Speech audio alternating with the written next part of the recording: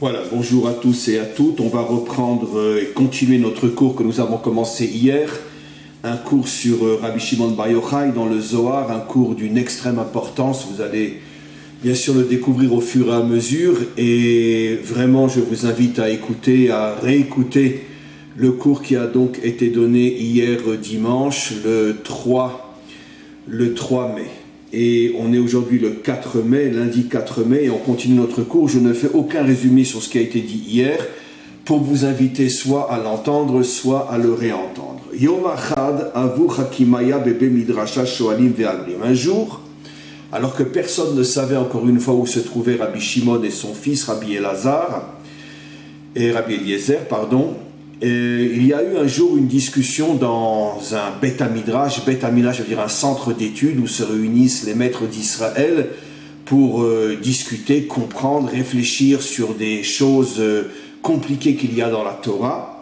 Et donc les maîtres étaient réunis et Ve'amrin, ils se sont posé une question. Alors avant de le lire, je vais vous expliquer ce qui se passe. À 2 reprises dans la Torah, dans le 3e livre, le livre que l'on appelle en français le Lévitique, et dans le 5e livre, Devarim en hébreu, Deutéronome, je ne sais pas comment s'appelle le 5e livre en français, mais c'est pas grave. Donc en tout cas en hébreu, Vayikra le 3e et Devarim le 5e.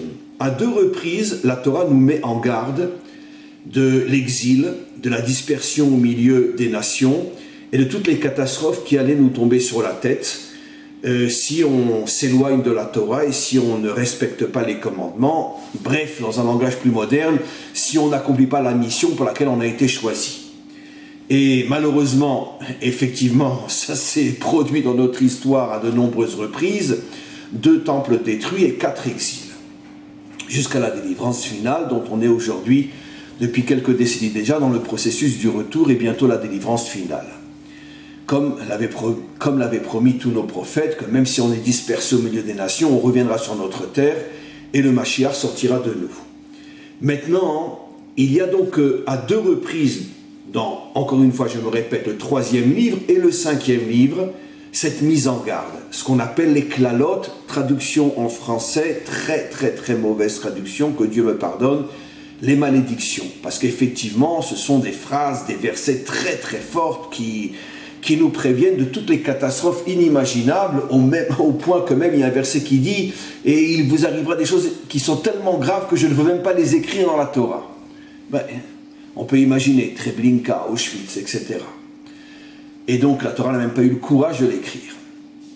Maintenant, il y a une différence entre les 2 fois où la Torah nous met en garde. Parce que dans le 3e livre, dans Lévitique, Vayikra, à la fin de toutes les mises en garde, il y a une consolation. Hachem nous dit « Mais sachez que je ne vous oublierai pas, je ne vous laisserai pas disparaître au milieu des nations, et je vous ramènerai sur votre terre. » Ça, c'est donc à la fin des premières malédictions. Par contre, dans le 5e livre, d'abord, il y a beaucoup plus de malédictions que dans le premier. Dans le premier, comme on le verra, il y en a 32 versets qui parlent de mise en garde, alors que dans les 2e malédictions, c'est 53 versets, donc beaucoup plus. Comme on va le voir, ça fait allusion au dernier exil. Et ce qu'il y a de beaucoup plus gênant, c'est que les versets ne terminent pas par une consolation. La Torah ne dit pas, comme après les premières malédictions, « Mais ne vous inquiétez pas, je me souviendrai de l'alliance que j'ai faite avec les pères, je ne vous abandonnerai pas, etc. » Dans les 2e malédictions, 53 versets qui se terminent sur des malédictions. Aucune consolation, aucune promesse du retour. Bon, évidemment, dans les prophètes, il y en a des milliers des promesses de retour, mais là, on parle maintenant dans la Torah de Moshe elle-même. Alors, les maîtres se sont posé la question, comme on va le voir, pourquoi les premières malédictions se terminent par une consolation et pourquoi les 2e malédictions ne se terminent pas elles-mêmes par une consolation. Alors, on y va. Ve'amrin, les maîtres qui étaient donc rassemblés pour essayer de comprendre, ont dit Klalot chez Betorat Kohanim, les premières malédictions qui sont dans le 3e livre, Inun Keneged Bet Rishon, font allusion à la destruction du premier temple. Klalot chez Bemishne Torah, mais les malédictions qui sont dans le dernier livre, Devarim, Keneged, Bet Sheni Vegalut Acharon, par rapport à la destruction du deuxième temple, le dernier exil qui dure depuis 2000 ans. Donc nos maîtres ont déjà compris que si la Torah ne parle que 2 fois de malédiction, ben c'est évident, elle fait allusion aux 2 destructions de temples. Parce qu'en vérité, les temples n'ont été détruits que 2 fois. Le 3e sera reconstruit par le Mashiach et sera éternel. Ça sera on pourrait dire le haut lieu de prière pour toutes les nations, comme il est dit clairement dans les prophètes. Toutes les nations reconnaîtront que Dieu est roi et viendront prier dans ce temple qui sera d'une certaine manière le lieu de prière universel pour toutes les nations et bien sûr pour Israël. On sait que les 2 premiers temples sont par rapport à Avraham et Yitzhak. Dans d'autres endroits, pas ici dans le Zohar, nos maîtres expliquent pourquoi les 2 premiers temples ont été détruits, parce que de Avraham est sorti Ishmaël et de Yitzhak est sorti Esav. Et d'ailleurs, le 2e temple a été détruit par la civilisation dont Esav est le symbole, la civilisation occidentale, romaine. Et le 3e temple sera reconstruit par le mérite de Yaakov. Mais en tous les cas, donc on comprend pourquoi la Torah ne nous met en garde que 2 fois, pour nous prévenir donc que 2 fois le temple sera détruit, et à chaque destruction de temple, il y aura des exils. Après la destruction du premier temple, on a eu l'exil de Babylonie, et après l'exil de Babylonie, on a commencé à revenir, mais il y a eu encore sur notre terre 2 autres nations qui nous ont dominés, les Perses et les Grecs, mais on était déjà revenus sur notre terre. Puis après, les Romains ont détruit le 2e temple, et là on a été exilés de notre terre depuis 2000 ans, et ça fait seulement quelques décennies qu'on est vraiment revenu sur notre terre. Mais pendant 2000 ans, un exil total.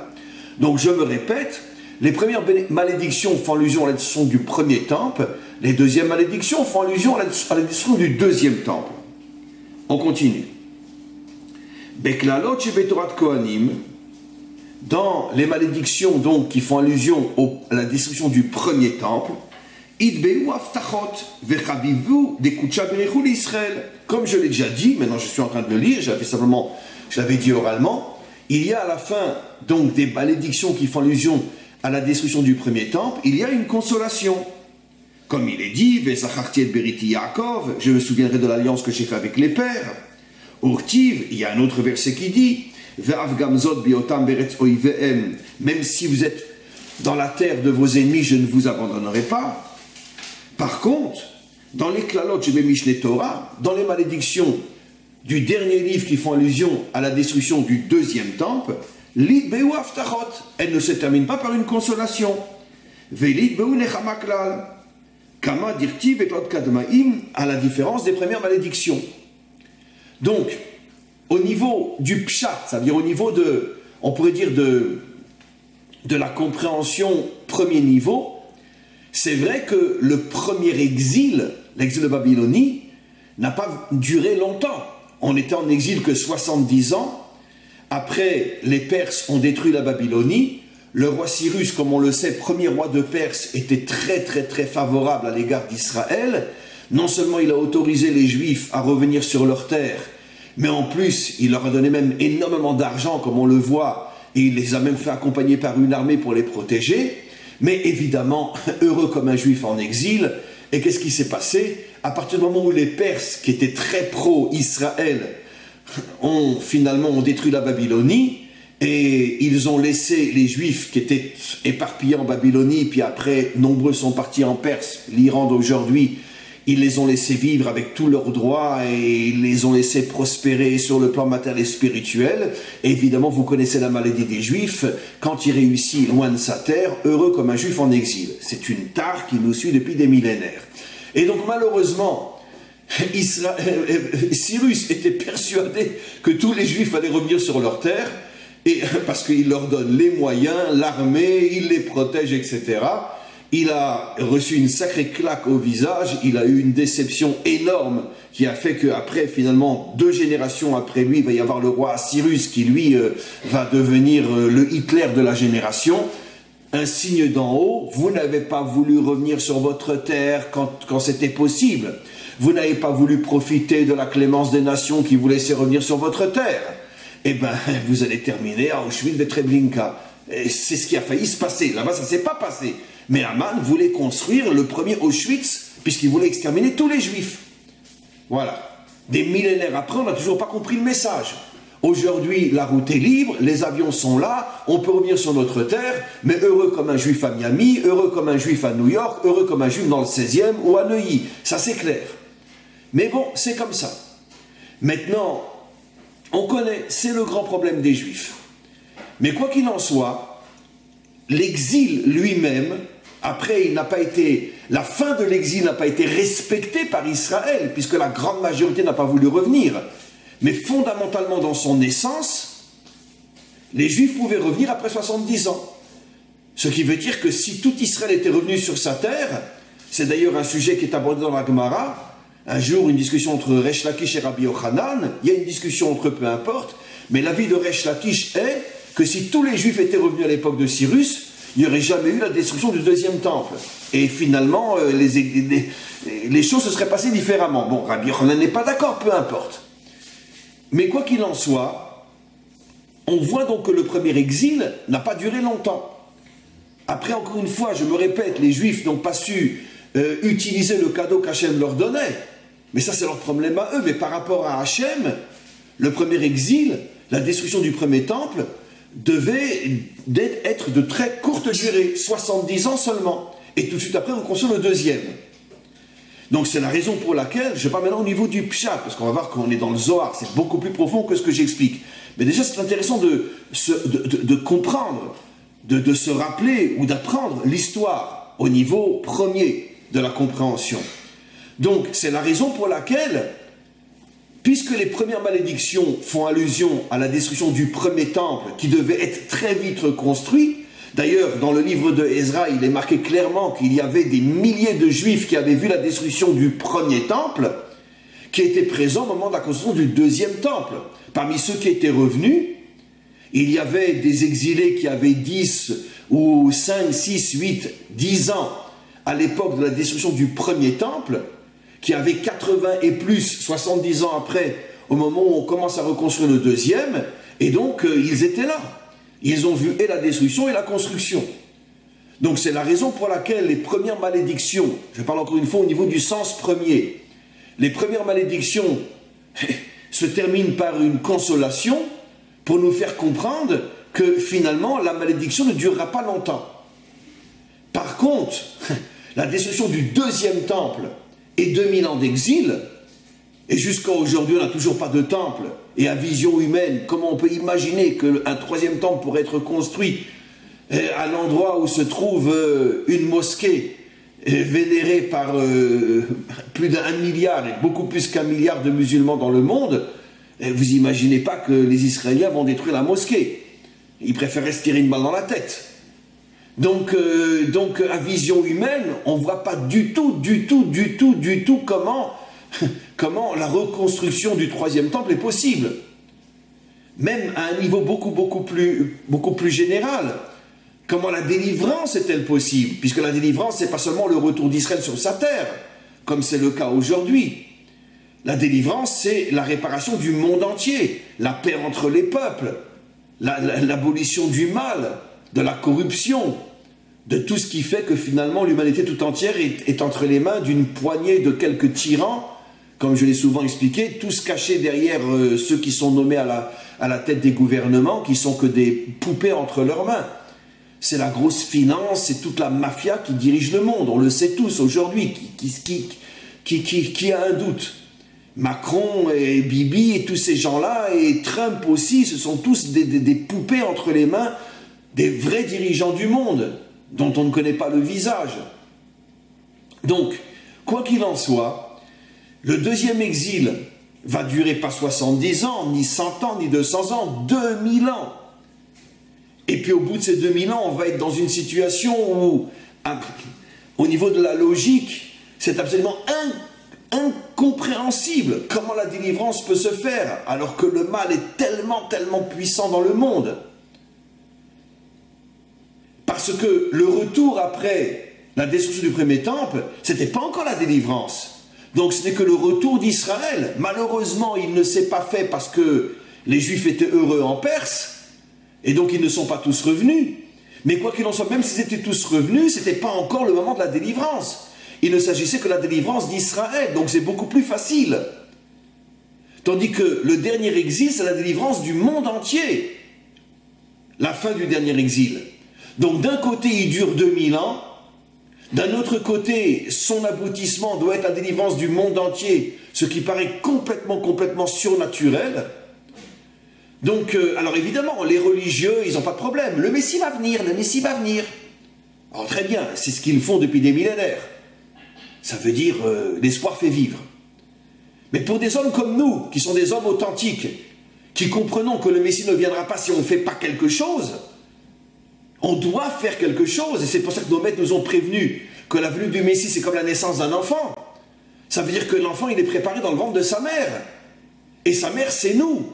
C'est nous, le peuple juif. Et d'une certaine manière, les nations aussi, puisqu'elles aussi doivent être délivrées. Donc l'enfant est préparé dans le ventre de la mère. Et il sort quand la mère a fini son travail. Donc quel est notre travail? Qu'est-ce qu'on doit faire? Et le problème, c'est qu'à vision humaine, ça paraît tellement impossible. Alors évidemment, encore une fois, les religieux, ils vont nous dire, alors il faut manger kasher, il faut faire Shabbat, et tout va s'arranger. Ben oui, ça fait des millénaires qu'on mange kasher et qu'on fait Shabbat, ça ne nous a pas empêché d'avoir les Cosaques, les pogroms, Auschwitz, Srebrenica et tout le reste. Donc c'est beaucoup plus complexe que ça. Qu'est-ce qu'il faut faire pour mériter de faire grandir le Mashiach dans notre ventre, dans le ventre d'Israël? Qu'est-ce qu'il faut faire? Et ça, personne n'a la réponse. Personne n'a la réponse. C'est la raison. J'ai expliqué beaucoup, mais on va voir encore plus profondément. C'est la raison pour laquelle les deuxièmes malédictions ne se terminent pas par une consolation écrite, visible dans la Torah, comme pour nous faire comprendre que la délivrance finale, à la différence du retour de Babylonie qui ne concernait que les Juifs, et donc on peut parler là de consolation parce que c'est facile et compréhensible même à vision humaine, mais au niveau du retour du dernier exil qui amènera la délivrance finale, les choses sont tellement irrationnelles, surnaturelles, que finalement l'humanité va se diviser en deux grands clans.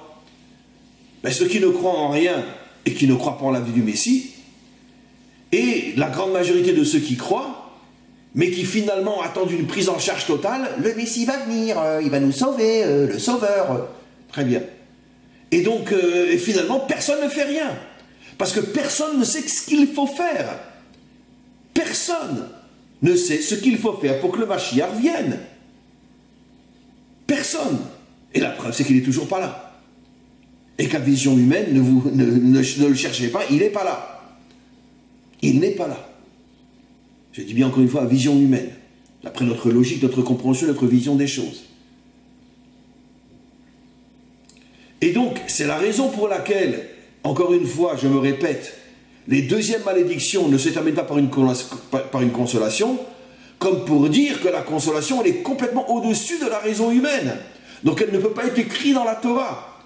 De la même manière, comme vous le savez, que 99,9% de la Torah n'est pas écrite dans la Torah, et que les versets de la Torah ne sont que le haut du haut du haut du haut du haut du iceberg, et que tout est caché dans ce que nos maîtres appellent justement Yam HaChochma, la mer de la sagesse, la mer dans le sens l'océan de la sagesse. Et pourquoi ils prennent cet exemple-là, justement comme le iceberg? L'écriture de la Torah ne représente que mais 0,000000000000000000000 de tout ce que la Torah cache. C'est pour ça qu'il y a toute la Torah orale, les dévoilations, les dévoilements, les révélations des maîtres d'Israël, et surtout dans le Zohar qu'on est en train d'étudier, parce que la Torah, elle, ce qu'elle a écrit, c'est simplement des codes, des signes qui font allusion à un océan de sagesse complètement caché dans la Torah. Si c'est vrai dans la Torah d'une manière générale, c'est la raison pour laquelle, après les deuxièmes malédictions, la Torah n'a pas voulu marquer de consolation, comme pour nous faire comprendre que la délivrance finale va se faire à un niveau qui dépasse complètement l'entendement. Et comme je l'ai expliqué dans des dizaines de cours, soyons rationnels, soyons des humains, pas des mystiques moustiques ou des laïcs basiques.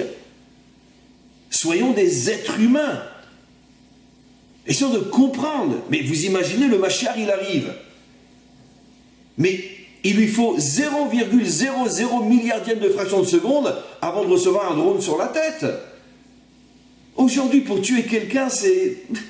On n'a même pas besoin d'une arme aujourd'hui. Regardez ce qui se passe avec le virus. Tout le monde sait que c'est les Chinois qui l'ont lancé. On n'a plus de doute. Moi, ça fait plus d'1 mois que je l'avais déjà annoncé. Je n'avais pas dit les Chinois, mais j'avais dit qu'il y avait quelqu'un derrière. C'est pas aujourd'hui, c'est... Tout le monde le sait. On continue à faire l'autruche. Vous comprenez? Mais aujourd'hui, pour vous imaginez, tuer un homme qui veut sauver le monde, mais on n'a même pas besoin d'envoyer une arme aujourd'hui. Tout simplement, quelqu'un vient et lui serre la main, ou le bouscule, ou une petite énergie qui sort par son portable, et puis ça y est, il est mort. C'est fini aujourd'hui. Et c'est vrai aujourd'hui, et dans 10 ans, on ne peut même pas imaginer la technologie, ce qu'elle sera capable de faire pour tuer quelqu'un. Donc, rien qu'à ce niveau-là, vous imaginez que tous les méchants du monde vont laisser un homme mettre en danger leur portefeuille et leur pouvoir. Donc, dès qu'on se met à réfléchir, si on n'est pas un idiot, on se dit, mais c'est pas possible, c'est impossible, impensable la délivrance finale. Il n'y a que les rêveurs, les religieux qui peuvent parler de la délivrance finale comme si c'était une chose évidente.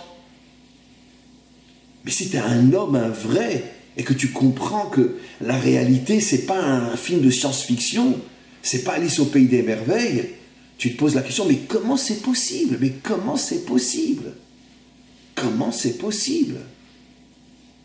Et c'est la raison, au premier niveau, bien que le premier niveau est déjà très profond, c'est la raison au premier niveau pourquoi la Torah ne parle pas de consolation écrite, visible, après les deuxièmes malédictions qui parlent du dernier exil, pour nous faire comprendre qu'on ne peut rien écrire, tellement c'est complètement au-dessus de la lecture, au-dessus de la compréhension.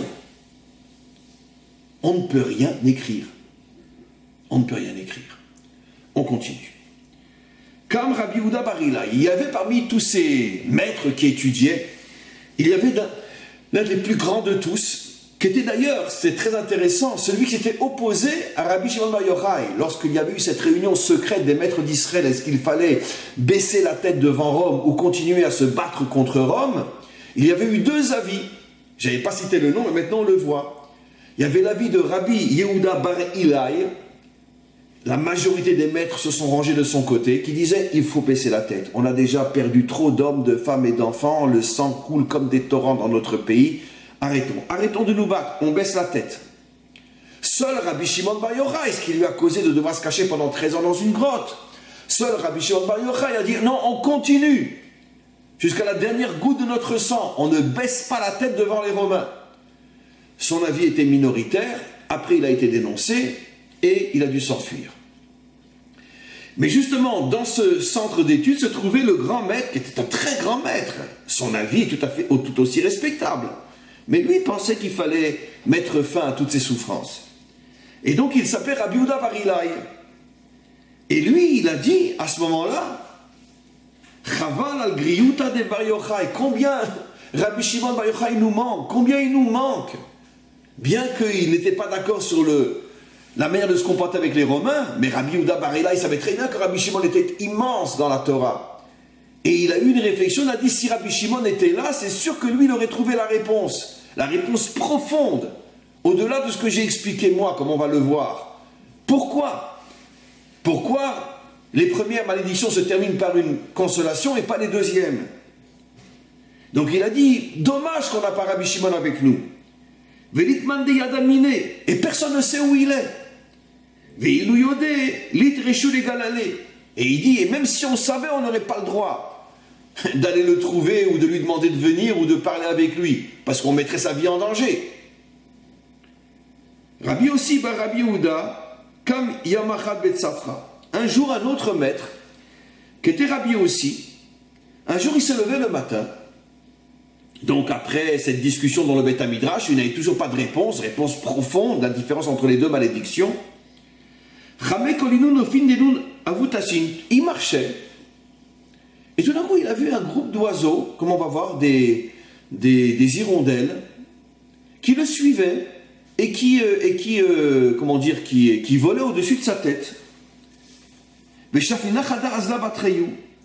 Non, pardon, il a vu un groupe d'oiseaux, et derrière le groupe d'oiseaux, il y avait une colombe, pas une hirondelle, pardon, une colombe. Comme on le sait, la colombe est l'un des signes au niveau des oiseaux, un des signes qui représente le peuple juif. Pourquoi ?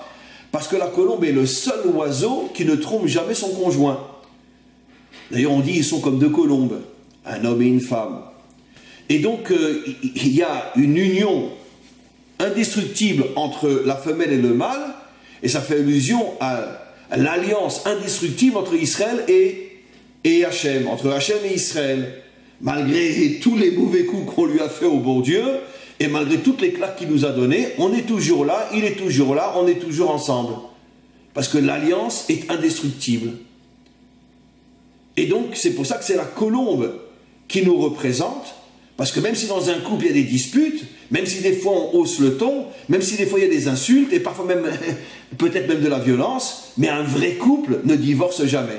Ça ne veut pas dire qu'un vrai couple n'a pas des problèmes. Comme je dis toujours, un vrai couple, c'est pas un couple où toute la journée, mon chéri, ma chérie, mon chéri, ma chérie. Non, un vrai couple a des hauts et des bas. Et des fois, ils ne se parlent plus pendant des semaines. Mais on ne parle jamais de divorce. Jamais de divorce. C'est ce que j'explique souvent quand on s'adresse à moi pour les problèmes de couple. Je leur dis, écoutez, tant que vous parlerez de divorce, fichez-moi la paix. Je n'ai pas envie de m'occuper de vous.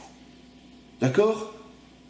À partir du moment où vous enlevez ce mot de votre bouche, je suis prêt à m'occuper de vous. Mais tant que ce mot est dans votre bouche, je n'ai pas envie de m'occuper de vous. D'accord ? On peut essayer d'aider quelqu'un qui, du matin au soir, parle de suicide. Décide de vouloir vivre et je serai prêt à t'aider. Mais tant que tu as envie de mourir, d'accord. Donc, un couple peut avoir des difficultés. Mais au moins, ils sont sûrs qu'ils ne se sépareront jamais. C'est ça le symbole de la colombe. Donc, Rabbi aussi a vu que derrière ce groupe d'oiseaux qui volaient au-dessus de sa tête, il y avait une colombe qui les suivait. Et ça lui paraissait... il y a un signe là. Kamal Ragloï Ve'amar. Après, le groupe d'oiseaux a continué, mais la colombe était toujours au-dessus de sa tête. Il s'est arrêté et il a appelé la colombe. En araméen, la colombe c'est Shafnina, Shafnina. Colombe, colombe. Mais Imna Meyomai Tufina. Toi qui nous représentes depuis le déluge, on sait que Noach a envoyé une colombe pour aller justement voir si la terre était sèche. Diukna de Amakadisha, c'est toi l'oiseau qui nous représente. Si Hachem fait en sorte que tu es en train de me suivre, c'est qu'il y a une allusion ici, il y a quelque chose. Lech yeot velechanae, zil vavidli shlichuta adale bar yochai. Viens, descends, je vais te donner quelque chose et tu vas aller trouver Rabbi Shimon bar Yochai et tu vas lui donner.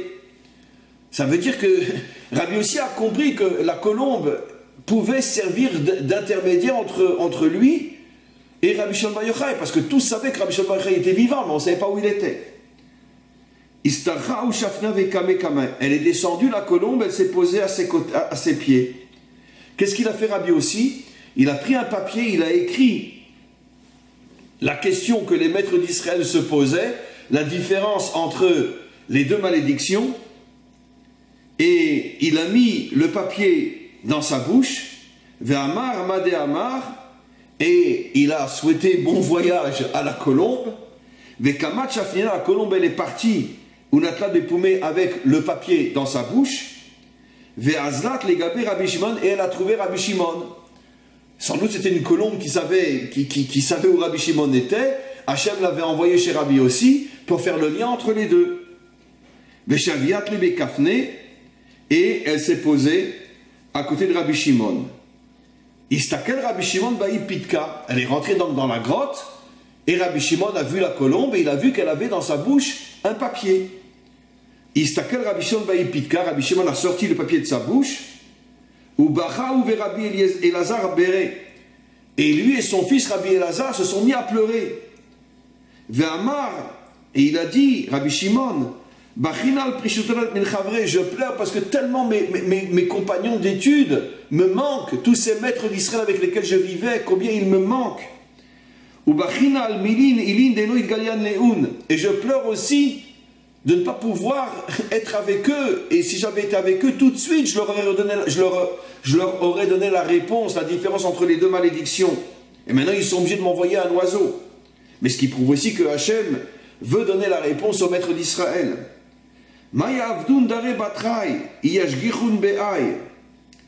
Et il rajoute une phrase très mystérieuse, et il dit, la réponse, que fera la dernière génération avant la délivrance quand elle aura cette réponse-là? Ça veut dire que Rabbi Shimon fait une allusion au fait que la réponse qu'il va donner nécessite une teshuva, tellement, un retour vers Hachem, un retour vers la vérité tellement grand, que Rabbi Shimon Bar Yochai se pose la question, la réponse, je vais la donner. Mais de toute façon, elle ne nous concerne pas nous. Et nous, de toute façon, on n'est pas la génération de la délivrance. Mais cette réponse qui concerne la génération de la délivrance, notre génération, cette réponse est tellement profonde, tellement compliquée, que je me pose la question, dit Rabbi Shimon, c'est pour ça que je pleure. Est-ce que la dernière génération sera à la hauteur de mériter la délivrance finale? Alors que Rabbi Shimon était encore en train de pleurer, tout d'un coup, Eliaou rentre dans la grotte. On a vu dans le cours d'hier que Eliaou venait les voir, lui et son fils, 2 fois par jour. Il a vu qu'il était en train de pleurer. Amar, Eliaou a dit à Rabbi Shimon, parce que comme on va le voir dans le contexte, il est venu beaucoup plus tard qu'il avait l'habitude de venir tous les jours. Et Rabbi Shimon s'étonnait, comment se fait-il que Eliaou n'est pas venu aujourd'hui? Amar, je m'excuse parce que Hachem m'avait envoyé dans une autre mission, et j'étais ailleurs. Mais quand Hachem a vu que tu étais en train de pleurer, il m'a demandé d'interrompre ma mission et de revenir immédiatement pour te voir. Et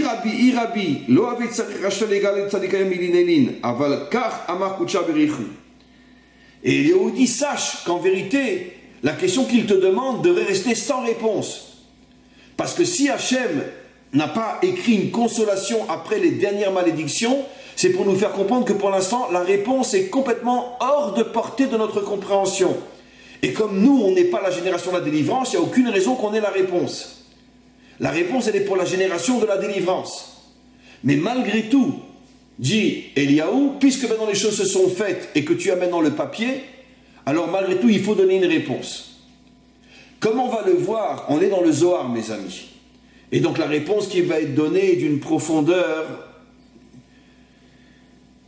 que même après tout ce qu'on verra, on comprendra, si on est honnête, qu'on n'a rien compris. Parce que la vraie réponse ne se dévoilera véritablement qu'avec la délivrance finale. Mais donc, tout ça c'est pour nous faire comprendre que finalement, si la Torah n'a pas voulu le dévoiler, si la Torah ne parle pas de consolation écrite, c'est pour nous faire comprendre que la consolation dépasse l'entendement. Donc, c'est évident qu'une génération qui n'est pas celle de la délivrance, comment qu'elle peut comprendre ce qui se passera?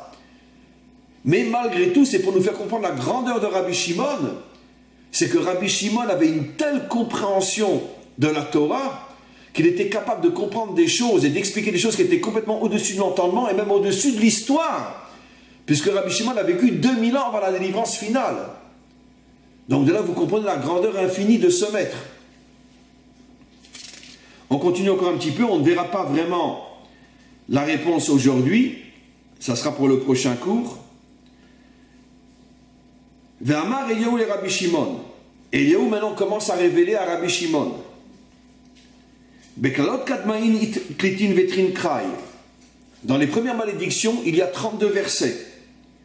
Ve'kuleou les kabil shvili de oraita, qui font allusion, le chiffre 32, c'est la valeur numérique du mot cœur en hébreu, lève. Lève, c'est 2 lettres. Lamed bet, 32. Lamed, c'est 30, bet, c'est 2. D'ailleurs, vous remarquerez que la première lettre de la Torah, c'est un bet, la dernière lettre, c'est un lamed. Lève, cœur. Que toute la Torah est comprise dans le cœur. Je vais expliquer bien sûr. C'est la raison pour laquelle nos maîtres nous disent dans le Talmud, en araméen, Rahmana liba baye, que la Torah ne peut s'étudier qu'avec le cœur. Et donc il y a 32 versets dans les premières malédictions qui font allusion au cœur. Au cœur qui est l'endroit dans lequel doit être la Torah. Traduit dans un langage moderne et donc authentique, puisque dans chaque génération on doit traduire la Torah dans les mots qui font que la génération puisse le comprendre. Le cœur, c'est bien sûr la vie. C'est pour ça que la Torah s'appelle Etz Achayim, l'arbre de la vie. Pour te faire comprendre que la Torah ne doit pas être au niveau de la tête, mais elle doit être au niveau du cœur. Comme Moshe l'a dit clairement. Veyadata ayom ve'ashevota elevavecha. Tout ce que tu sais avec ta tête, fais-le descendre dans ton cœur. La Torah n'est pas une connaissance, c'est pas des mathématiques, c'est pas une philosophie, c'est pas une idéologie. La Torah, c'est la vie. Vis ce que tu sais.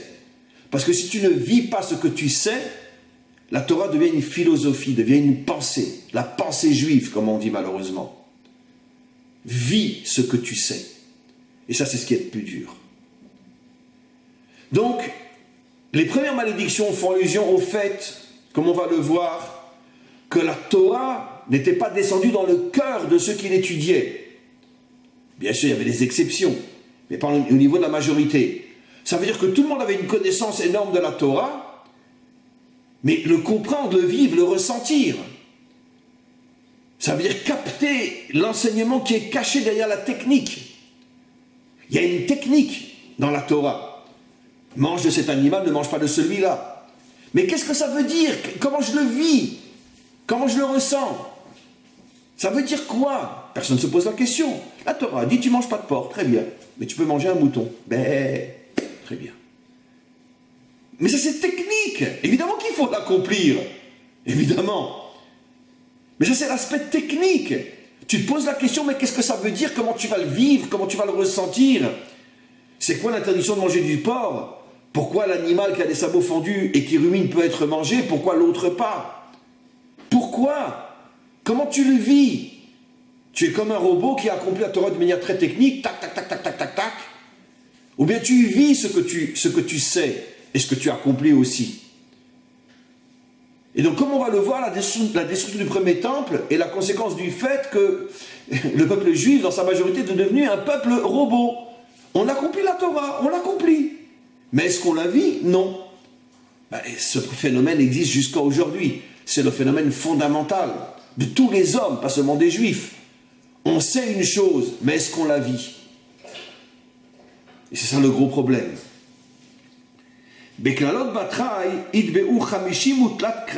Dans les deuxièmes malédictions, il y a 53 versets. La valeur numérique de 53, c'est Gan, le jardin. Gan Eden, le jardin de Éden.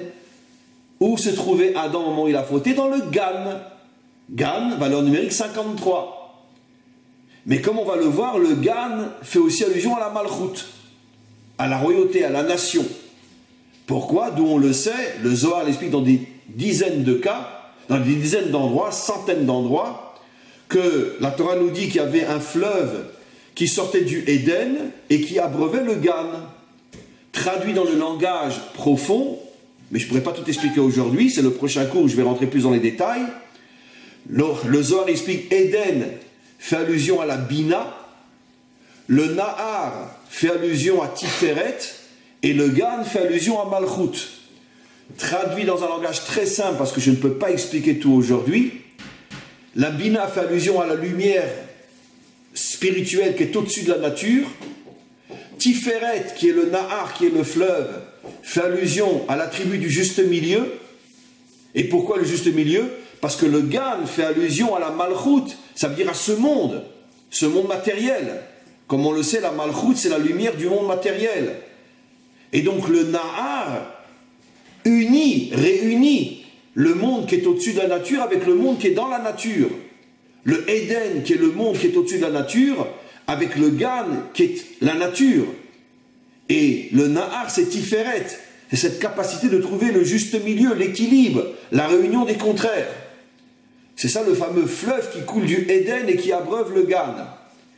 Et donc dans les dernières malédictions, il y a 53 versets pour nous faire comprendre que la destruction du premier temple est la conséquence du fait que les Juifs vivaient la Torah d'une manière mécanique.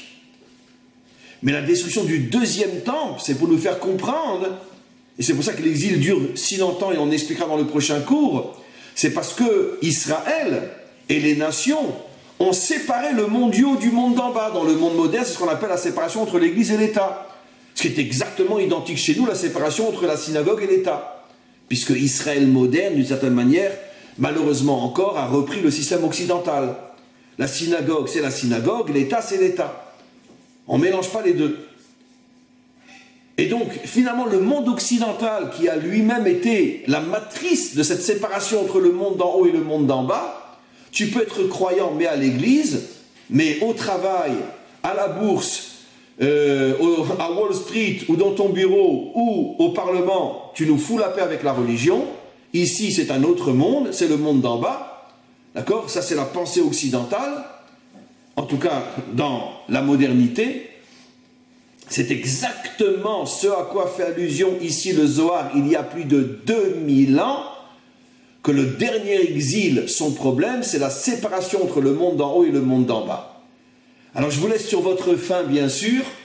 On continuera ce cours absolument merveilleux. Merci, merci, merci, merci Hachem de nous permettre de recevoir une telle lumière et de la transmettre. On continue ce cours Be'ezrat Hachem la semaine prochaine. On a fait 2 cours sur le Zohar maintenant cette semaine. Demain, ça sera un autre cours. Et vous aurez la surprise si Dieu veut. Et en tous les cas, on termine ce cours pour aujourd'hui. Et bien sûr, on le continue à partir de la semaine prochaine. À tous et à toutes, une très très très bonne journée.